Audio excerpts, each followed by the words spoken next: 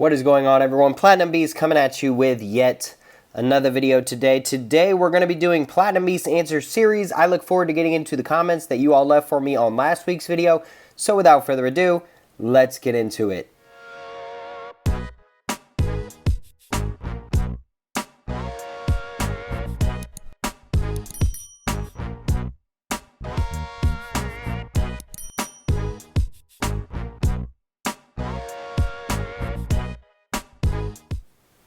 Okay, everyone, so great comments we got on last week's video, and we're just going to go ahead and dive right on into it. Be sure to get your comment down on this video down below that I will read out in next week's video and respond to personally. So, with all that being said, let's dive right on in. So, up first, we have Mr. Benny. Mr. Benny says, I thought about the whole EV craze. There's a great potential for fuel cell technology for the commercial truckers and long-distance vehicles. Range is a big deal for those industries, and fueling them with hydrogen is way less time-consuming than an hour charge. I don't see a future for platinum in cars, but yes for trucks and buses, maybe even trains too. That's a great point you make, Benny. Because a lot of people do see a sort of coexisting kind of world where we have platinum being used in fuel cell technologies and we have electric vehicles that are pretty abundant. And I could really see that possibility as well. One of the main driving forces is the range. And those semi-trucks get horrible gas mileage. I mean, it's just a part of doing business, and it's just a part of the cost. But when they go to the gas station, they typically go to those truck stops, you know, where they have the special pumps like a Flying J, a Pilot, a Love's. I'm not sure what other brands there are out there, but there are specific truck stops, not just your average gas station, but truck stops that have fuel pumps that can pump a ridiculous amount of fuel at a ridiculous amount of rate of speed.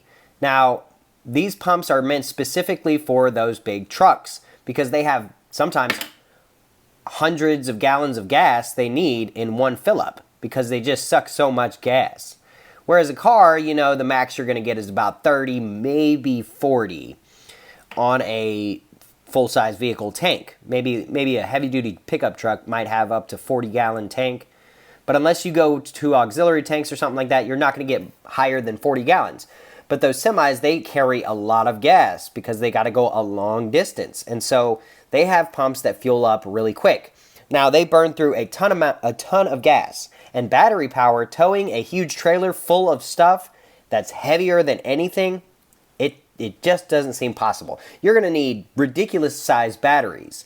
But when you get into ridiculous-sized batteries, you get into ridiculous weight. And so the range is just never going to be able to catch up. I don't know. I don't think. I see where you're coming from, and I think a lot of the same things apply. Interesting points you make about the trains, though, because a lot of people, including myself, kind of wonder why trains even really exist. And I understand it. And one of the things that's interesting about trains is they kind of trump everyone else. If somebody wants to build a road, they got to build it around, under, or over a train track. The train track is just going to hold precedent.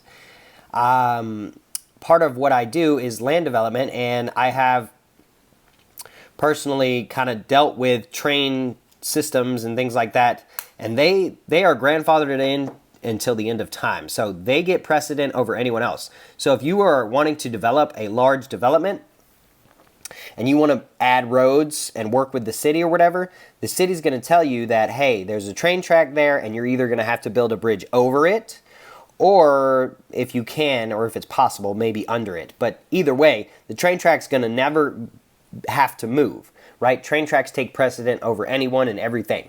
So, with that being said, I don't see trains going away anytime soon, ever really. Now, they're not like they used to be, where they were the only means of transportation to get from one side of the country to the other, so it's a very different world for trains these days, but it still kind of applies. And there has been a lot of speculation, and it's a great point you brought up with the trains, about high-speed railways being built between major cities. Now, I can speak for where I live, but I can only assume this is the case on the West Coast and the North, things like that. But I'm down here in the South, in Atlanta.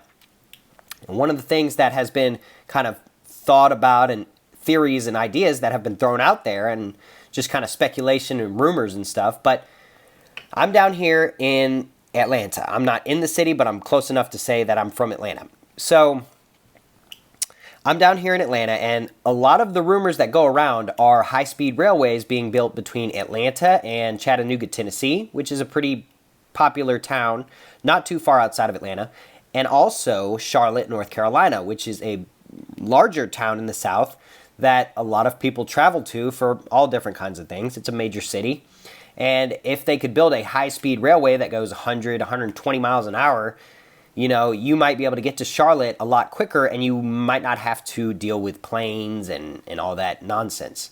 I don't know. It seems kind of like it could be more convenient, especially if security is more lax. Now, obviously, security is something that is kind of gray in a sense. Trains haven't been a target of, crimes on a large scale. And because they're affixed to a certain track and things like that, they're a little bit more controlled environment, where a plane, once it's in the sky, it can go wherever the pilot wants it to go, really. So it's a little bit different ball game as far as security and what can be used for malicious intent. So perhaps security is a little lighter on the train. So if security is lighter on the train, you might take a train, if it's fast enough, to a not necessarily local, but not necessarily across the country city, back and forth, right? If I could hop on a train and go to Charlotte for the day and then come back, and instead of it taking me 3.5 hours to drive, or probably about the same amount to drive to the airport, and hop on a plane after security, and then land, and then find a rental car or catch an Uber or something, by the time I go through the hassle of flying to Charlotte, I could have just driven to Charlotte. Same thing, even more so for Chattanooga, in that it's only about an hour and a half away from Atlanta. So nobody's flying to Chattanooga from Atlanta. I mean, you're just not doing that. People just drive. But if you could get there in 20 or 30 minutes, that might even be a little better. And it might be pretty profitable. But trains could change, but I don't see them going anywhere. And that's a great comment you make, Benny Benny. So I appreciate it, my friend. And I don't know, we'll just have to see what the future holds as far as fuel cell technologies. But I agree with you wholeheartedly that there is a strong likelihood that we see a sort of mixed environment as far as fuel types. Gasoline could go away at some point, but I think fuel cell technology will advance and will live at the very least alongside electric. So that's a great comment you make, Benny Benny. I really appreciate it, my friend. And I look forward to seeing more comments from you. Up next, we got Mr. Pistol Packin' Pilot said, great video, Beast. My EDC is 99% of the time is a modified CZ P10C. Upgraded night sights, a custom restipling job, and I had a gunsmith fix that stiff magazine release issue. It's my EDC because I shoot that gun better than any other pistol I own. Getting a lot of good hits onto targets as quickly as possible is key. Question for this week, and since we always talk about the old gold to silver ratio, and you are the Platinum Beast, would you ever convert any of your silver or gold into platinum? And if so, at what platinum to silver or platinum to gold ratio? Well, that is a great question you bring up, and I have discussed this a little bit on my channel, but not a whole lot. As far as swapping gold and silver into platinum, silver would be the metal I would swap into platinum. I'm not so sure I would swap gold, right? I see gold, and some people don't see it this way, but I see it as almost a completely different asset. And what do I mean by that? I mean by I buy gold and I'm just never going to sell it, ever. For the history of my life, I'm never going to sell gold. If it boiled down to it and it came to a point in life where I had to sell, silver would be the first to go. It would be really tough. I'm the Platinum Beast, and I wouldn't want to give up my platinum. But I think I'd hold on to the gold. I got to admit. And some people might say, oh, that's not what the Platinum Beast would do. Well, I mean, it's really difficult because this is such a speculative metal. You never know when it's going to burst, right? You never know when it's going to shoot up. Gold is such a safe haven asset. Oh my goodness. It is the safest of all assets, in my opinion. Even more safe than platinum. I play the speculative card in platinum, but that's why I love it. Because my speculation is that it's going to go up. But because I don't know if it's going to go up now, tomorrow, or when, I might sell it first and hold the gold. Because the gold is meant to be a reserve safe haven. The platinum is just speculative. I'm holding it until it goes up. But might not be able to afford to hold it till it goes up. So because of that, I might have to sell it. Whereas gold is just going to go up at its normal pace because it's gold. And it just is the way it is. But as far as your question, Pistol Packing Pilot, more likely than not, I would be switching silver into platinum. And at what point would I do that? Well, that's a tough question to answer. I would have to say that it would most likely be when silver really hits a very, very high point, right? Because silver is also a very speculative metal in that silver has been $50 an ounce, right?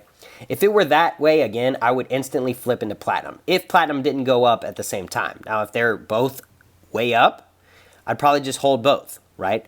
And just kind of wait and see, perhaps. Or maybe I would sell the silver, hold the cash, see if platinum dips. If it does, then I'd buy the platinum. Maybe that would be what I would do. But if we did see a skyrocket in price, if I had no reason to sell the platinum, I would just hold it. Even if I saw it go back down and missed out on an opportunity to sell, I would just hold it because this is more so a long-term hold than silver. Silver, I'm just speculating on it, similar to platinum, but I'm not as closely attached to it, right? I just simply, it's a solid asset, but it's just not, it's third on my list. It just is. It goes, well, platinum really first, then gold, but gold I hold forever. And silver is really just kind of the bottom of the barrel for me. I do stack it because I do believe that there is a possibility that we see some really good gains on it. And I think it is a great asset to have, and it's great to diversify, but silver would be the first to go. And if we saw like $50 silver and $1,500 platinum, at that point I'd flip to silver into platinum. If we saw $2,000 platinum, which is where its all-time high was, and $50 silver, I might sell the silver, but I might hold the cash for 6 months, say, see if platinum goes down. If it doesn't, we'll just have to decide at that point. But that would be my game plan, and that would be the approach I would take, Pistol Packing Pilot. But great question nonetheless. I know a lot of people are probably wondering something similar. Perhaps someone who just simply watches my videos and doesn't leave a whole lot of comments, which is okay. I love that people just watch my videos. I get way more views than I do comments, so I know people are watching it. I don't know who, but hey, I hope that was able to answer your question a little bit better, Pistol Packing Pilot. But I do appreciate your question, my friend, and you always post the best questions. I mean, you really do. Everyone should go check out Pistol Packing Pilot's channel. You're not going to be disappointed by his channel. I guarantee you that. But great question, Pistol Packing Pilot. I really appreciate it. Up next, we got Mr. Thomas Crown. Says, in March 2020, I was able to scoop up 300 ounces of silver for less than $15 an ounce. Been selling it for $32 an ounce of Facebook Marketplace and rotating into platinum, 35-to-1 ratio. I appreciate your channel. Sometimes I feel like I'm the only one buying platinum. My wife wants to know if you have any pets.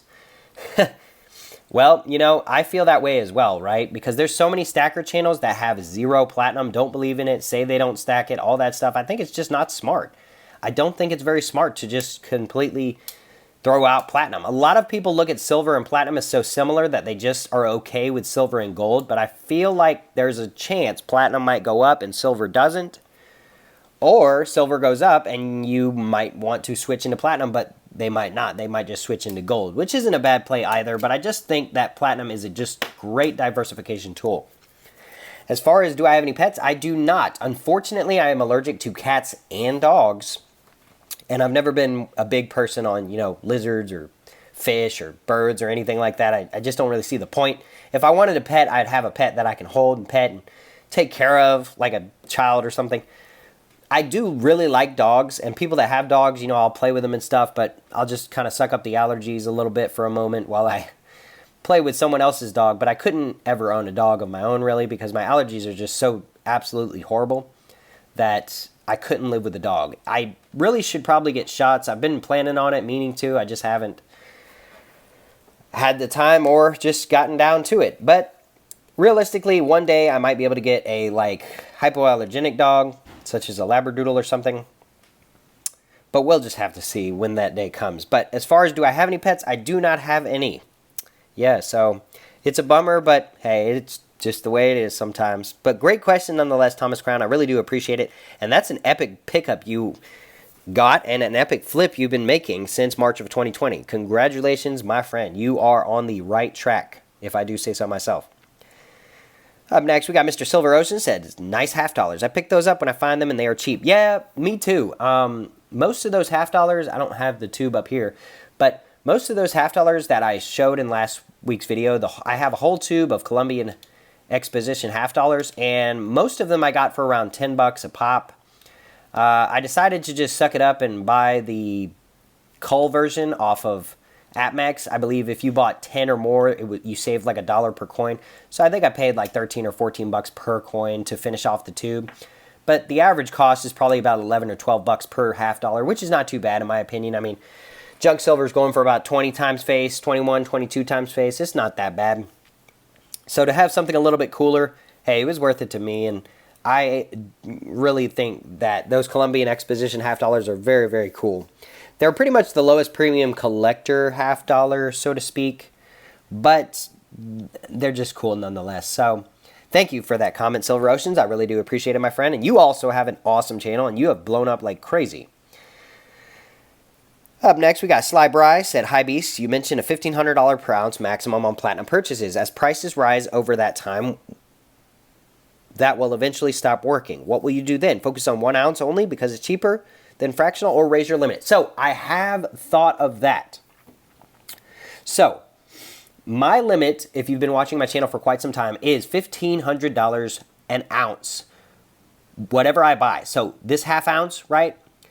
I can't remember exactly what I paid, but I do know I paid less than $7.50 for it. So $7.50 would mean that I was paying $1,500 an ounce. But I paid less than $7.50, so I got it for less than that. But the theory applies, right? When platinum was up to almost $1,300 an ounce, I did not buy any fractionals, I don't think. I think I was able to skirt by finding a 1/10 Britannia real cheap at one place on a dip or something. But it was really hard to source some platinum below 1 ounce. So the question at hand is, once spot price reaches $1,500 an ounce, what am I going to do? Well, I'll probably take a look at what I have, reevaluate things, wait it out a little bit to see if it holds. If it holds long enough, then I will probably stick to just adding more, picking up pieces, but just simply pieces that go along with sets that I'm working on. So, for instance, the Queen's Beast series. It's almost complete, so it doesn't really apply. The Greyhound was just released. I don't know if they're going to release the Completer series. I do plan on picking up the Greyhound here soon, but with the Greyhound out, that's the last coin in the series. If they release the Completer series, I'll probably pick it up as well. But that would be how I would go forward stacking platinum. Would be that any coin series that I've started, such as the Queen's Virtues, perhaps the Kookaburras, or what have you, I would pick up one example past $1,500. So, for instance, the Queen's Beast, let's say that the horse was the 9th coin in the series. So there's 10 coins. So the Greyhound was just put out on pre-sale, and it's the last coin in the series. But let's pretend spot price was $1,600 an ounce. I would go ahead and pick up the Greyhound, right? Because I want to complete the coin series for platinum. But I wouldn't pick up like multiple Greyhounds, right? And I wouldn't pick up, regular government bullion, such as, maybe the latest Eagle, right? I might not pick up an American Eagle because it's over $1,500 an ounce spot, and I don't really see the value in it. The collectible pieces, I feel like, will go up in value over time just because they're so limited as to how long they're minted, how many are made, and things like that. So I like that aspect of the collector's aspect. But as far as bars and coins and things like that, it would just be purely collector's market and collector's pieces that I would pick up once it reached over $1,500 an ounce. Now, I say collector's pieces, I don't mean proofs or extremely rare stuff. I'm not spending crazy amounts of money on platinum, but when these Queen's Beast and other coin series come out, as far as the brilliant uncirculated versions, they're typically pretty low premium. So even if I have to pay $1,650 when spot price is $1,600, that's okay with me. But I'm not paying $2,000 for a proof. When spot is over $1,500, I'll never just pay ridiculous premiums. So I'll always keep the premiums down. However, I will slow down my platinum stacking when that time comes. But hopefully we've got a little bit of time before then, so I am trying to accumulate as much as I possibly can. And that's how it's going so far. But great question, Slybry. I really appreciate it, my friend. Up next, we got Sharper4221 said, "Hey Beast, I have been lurking your videos for several months now, but I don't think I have commented yet. I'm starting to dip my toes more into platinum the last few months and buying a 1/10 ounce coin here and there. My question for next week is, how do you see your precious metal stacking strategy adjusting as you age? Will you try to increase, decrease the amounts of metals you buy as you age, or switch focus to certain ones as you age, i.e. gold?" Okay, so as I age and get older, because I am a fairly young individual, if I do say so myself, and with that being said, I've got many years to age, so to speak. And with that kind of thinking and mindset, basically, what am I going to do as I age? Well, I can only assume that my stack will grow larger and larger over time. Once I start to get a ridiculous amount of metals in my stack, I'll probably slowly start to slow down. Now, that being said, I probably will just completely give up on silver at some point. I know people love silver and they're going to stack it till they die. It's just not there for me, right? I just don't see it in the same light, right? I'd love to have a lot of silver, but there's a limit to how much I'd like to have, right? And I'm sure someone's going to ask, so I'm going to go ahead and say it. I'd probably max out at maybe 1,000 ounces of silver, maybe less even. I'm not quite sure what the exact number is, but it would just become so cumbersome to store and all this stuff that I would most likely just stick to gold at that point, right? Because it is heavy, it does take up space. And you know, this gold piece is probably worth about, I don't know, $900 to $1,000. And a piece of silver is worth about 25 bucks. So 100 of these is 250. So that's 400, no, 10 of these is 250. 100 is 2,500. So about 50 ounces of this, give or take, maybe like 40 ounces of this. So 2 tubes of this equals 1 of these. But a tube of these must equal like 40 tubes. I'm horrible at math, so please don't comment that I'm wrong. But you get the idea. A whole bunch of this equals this. And so if I had a tube of this, I could put it in my pocket. But the same amount of money in this, I'm going to need like a dolly or something to wheel it out, right? Because it's going to just weigh so much and just take up so much space. So that's kind of my logic and thinking. As far as I age, it'll probably slow down quite a bit, but I'll probably never stop accumulating gold and platinum at the very least. But that's what I would say to answer your question. That's a great question nonetheless, Sharper, and I really do appreciate it, my friend. Up next, we got Mr. Andre F. said, "If you are a collector, what series of platinum coins or rounds are worth looking into?" So, I don't have it with me in this video, but the Lunar Series, the Perth Mint, has been putting out some amazing stuff, and I think they're going to be a real big hitter in the platinum world. So, if you're thinking about getting into collector's pieces, obviously I'm a big Queen's Beast fan, but that's because I started stacking platinum a while ago, and this was the only platinum coin series really out at the time. So I just kind of rolled with it, and I'm going to stack it, and I'm going to hold on to it basically forever, or as long as I can. But with that being said, I do appreciate the Perth Mint even more so since then, and I definitely suggest anyone who's looking to stack collector platinum stuff, go check out the Perth Mint. The Lunar Series is great. You know, they have some great sort of backdated coins such as the Platypus and the Koala series and all kinds of cool stuff. They've got the Kookaburras they just released. I mean, they are really hitting home with the platinum offerings. So I highly suggest you go check them out as far as collector pieces. They also have some very highly numismatic stuff that has a much higher premium than I personally am willing to accept, but you might be on a different side of things. So definitely go check all the Perth Mint has to offer because they have some very cool stuff. But that would be my suggestion to you, my friend, and I really appreciate your comment.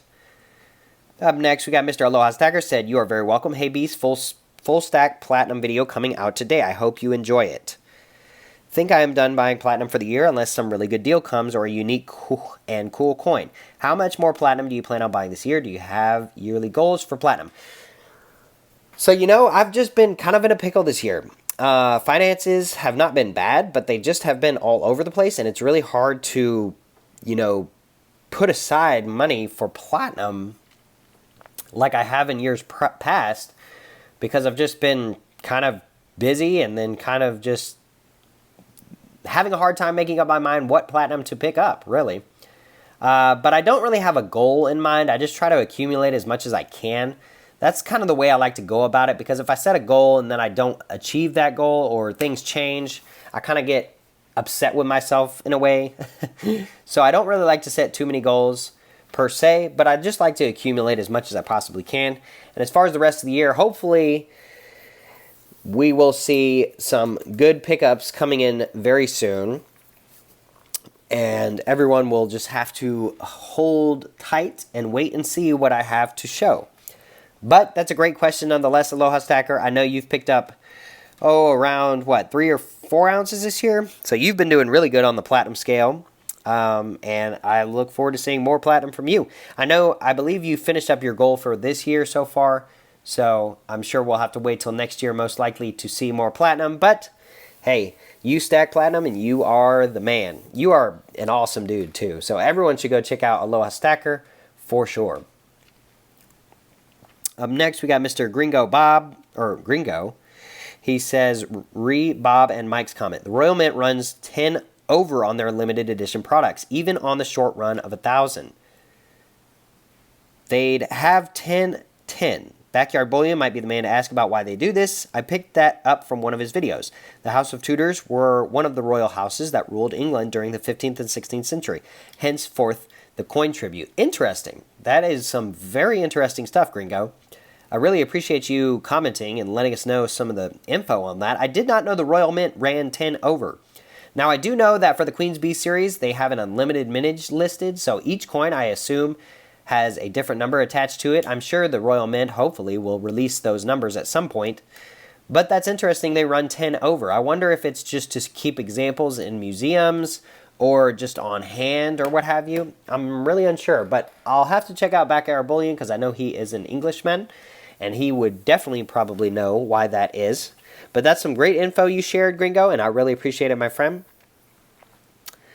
Up next, we got Mr. Bob, said Tudor Beasts are only in silver and gold, but who knows what the future may bring. Yeah, you are right.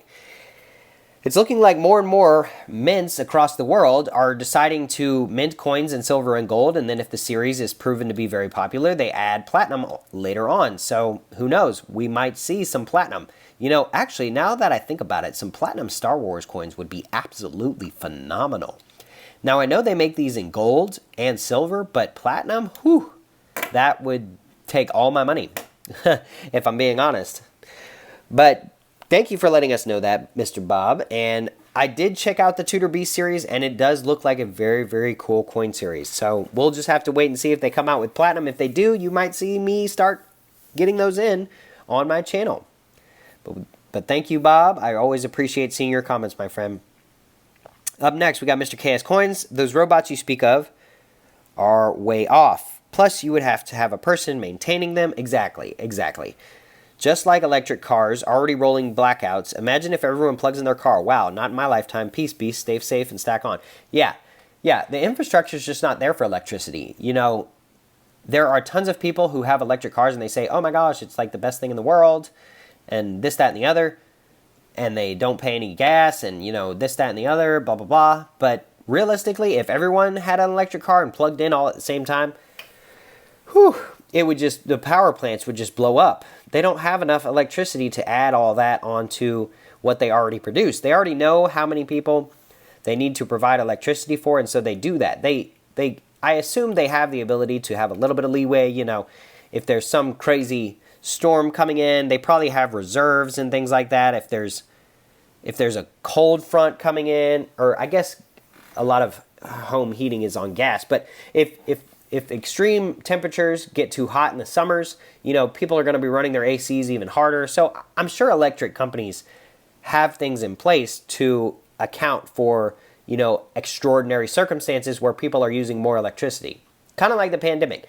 People were staying at home more, so I can only assume the lights were staying on longer, TVs, you know, all kinds of electronics in the house were probably being used throughout the day when normally they weren't. So they probably had to up their abilities, but as far as everyone having an electric car, I don't know that the infrastructure is there.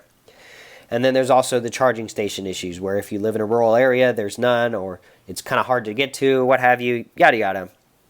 But you get the gist, and me and you agree wholeheartedly, my friend. Mike M said, do you follow baseball at all? Braves took game 1 versus the Dodgers. Also, man, outside of church and YouTube, what do you do for fun? I do watch baseball. I did see the Braves are going to the World Series, and I am from Atlanta, so that is pretty cool to see. Now, there is this thing known as the Atlanta curse that everyone has talked about, and we will have to see if the Braves actually break that curse. We have made it to championships before, and we have lost before. The only team in Atlanta who has ever won a championship is actually the Braves back in 1995, when I was just a youngin'. But nevertheless, they did win a World Series about 26 years ago, so it'll be interesting to see. They consider the Atlanta curse since then, and some people believe in it to the nth degree. Some people say, it's just whatever. But nevertheless, it'll be interesting to see if they win the World Series. But I know a lot of people, personally, that are super stoked that they're even going to the World Series, and I think it's pretty cool too myself. Personally, me though, I am a college football fan and a professional hockey fan, actually. So I like pro hockey and college football. Those are my two sports. I don't follow a whole lot else. I'll go to a Hawks game, I'll go to a Braves game for fun, but I'm not following them on the regular. It's just not my thing. And then pro soccer, I don't follow at all. I don't like soccer. It's just not my thing at all. I can have fun at a baseball game or a basketball game, but soccer, that's just not going to happen for me. But nevertheless, I do like to watch sports and really just kind of hang out with friends and stuff. And like you mentioned, church, work, YouTube, just kind of whatever piques my interest, really. I mean, I'm just kind of one of those easygoing guys. I don't get hardcore into anything. I don't go rock climbing in the Smoky Mountains or, snowboarding in the Colorado mountains every winter. I don't do anything crazy. I'm not that adventurous, per se. But I just like to have fun and hang out and chill, really. So that's what I do. But, yeah, thank you for your comment, Mike M. I really appreciate it. Up next, we got KS Coins once again saying, comment on the other topic. FN57. One on my side every day. God bless America. Beasts come to the land of Oz. We will go pop off a few thousand rounds. I may have a firearm or two. Yeah, I think 2. 1, 2, yep, just the 2. I love it, my friend. I love it. Yep. And I'm sure that those 2 probably fell off your hip when you were fishing last season, right? In the Gulf of Mexico, right? I believe you told me something about that. So, as tragic as it is, it seems that the Gulf, unfortunately, engulfed your 1 or 2 pew-pews, sir. But yeah. Gotta love America. God bless the USA. And thank you for your comment, KS Coins. I really appreciate it. Up next, we got Neil Hahn said, buy silver and platinum. Yes, sir. Buy silver and buy platinum. Because they are great metals. They are industrial metals. And they have the potential to do very well. And last but not least, Bunny Mustard said, Kimber Micro 9. Excellent. Excellent. Finger. All right. So, Kimber Micro 9 finger. No, I'm just kidding. I totally know what he's saying. It was a joke. But thank you for your comment, Bunny Mustard. And thank you, everyone who decided to comment on this week's video. I appreciate each and every one of you. I always look forward to seeing your comments each and every week as they roll in. With all that being said, be sure to get your comment down below so I will answer it in next week's video. Be sure to hit that like button on your way out. Hit that subscribe button so you can stay up to date with future updates on my channel. If you made it all the way to this point in the video, this is a super long video. We got a lot of comments. So thank you for watching the entire thing. Comment down below your favorite fruit to let me know that you actually watched the whole thing. I would love to see how many people watch this whole thing, because this has got to be one of my longest videos. But with all that being said, hit that subscribe button, hit that like button, leave a comment, and with all that being said, we'll see y'all next time.